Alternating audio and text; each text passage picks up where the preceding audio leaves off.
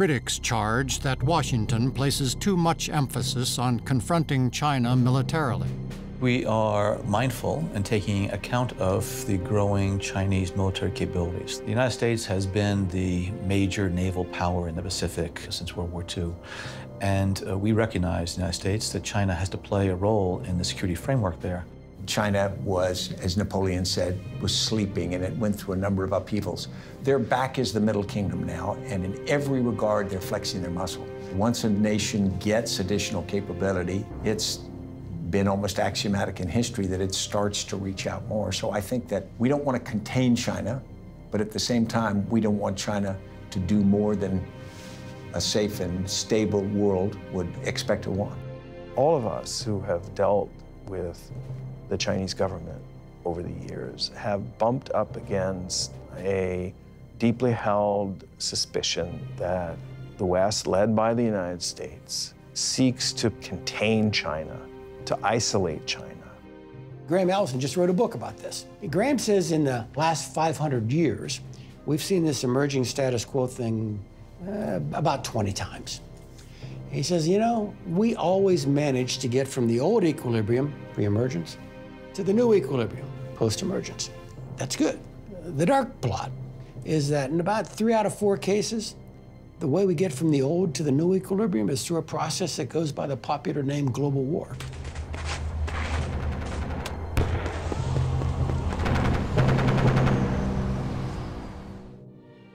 There is concern in the Asia-Pacific that the U.S. is stepping back its engagement with the region and ASEAN, Southeast Asia's regional trade bloc. I had an opportunity to go to a regional security conference in Singapore and was struck at how many of our long-standing vital allies in the Asia-Pacific are gravely concerned about what they see as a withdrawal of American investment and American primacy in the Asia-Pacific. In an ideal world, we would be moving more of our resources and our attention away from the Middle East and in the direction of the Pacific for these long-term inexorable trends that we see. And the reason is pretty simple. Southeast Asia is the most youthful and dynamic part of a hugely strong economic corner of the earth. It is unclear how an America-first approach will impact the market for U.S. goods and services in Southeast Asia. We have about 5% of the world's people who live in the United States. There's only so much we can make here and sell to each other. For our own growth, we've got to figure out ways to sell to the other 95% of the people in the world. And that's what trade is all about. If the countries in Southeast Asia conclude that America is disengaging, that we've lost interest, that we're selfish, that we're putting America first and everybody else has to fend for themselves, then suddenly China's the only game in town. Washington has said it recognizes the importance of the new Silk Road to China, tacitly supporting Beijing's push for free trade.